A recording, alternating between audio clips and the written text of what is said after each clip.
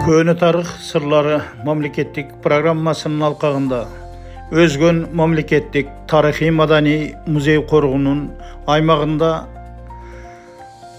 Кыргыз Улуттук Илимдер Академиясынын археологу Валерий Кольченконун жетекчилигинде кезектеги казуу иштери башталды. Allah Teala bizden dien sağlık uzun umur versin. Allah Teala işlerini ilgili kılsın. Hudaym amatını versin. Amin. Жигиттерибизге күч кубат берсин. Алла таалам ушу кырсыктан сырткары кылып, жылдын жыйынтыгында бир эл журтка сыймыктана турган бир чоң тарыхты эл журтка сунуш кылалы деген ниет тилек менен башталып аткан ишибизде.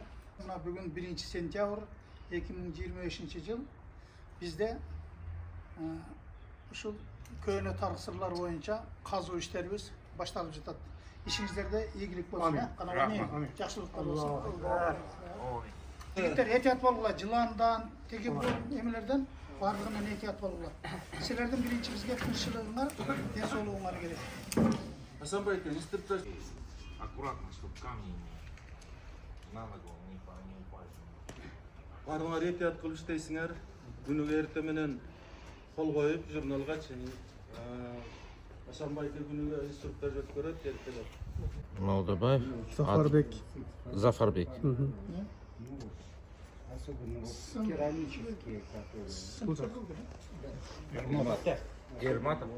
Ну, там, Блокников, диорам керамические, местные мастера. Отлично. Очень хорошо живо. Дагы бар го? Ну, они завтра. Az daha biri gelettiler. Özgön шаардык мэриясынын жана жергиликтүү кеңештин депутаттары менен чогуу түзүлгөн комиссиянын макулдугу менен Өзгөн шаарындагы номер 1-шаар Чалдыбайыр катары эсептелген Саид Бурхандин кылыч мазарынын жанында казуу иштеринин 1-этабы жүргүзүлмөкчү.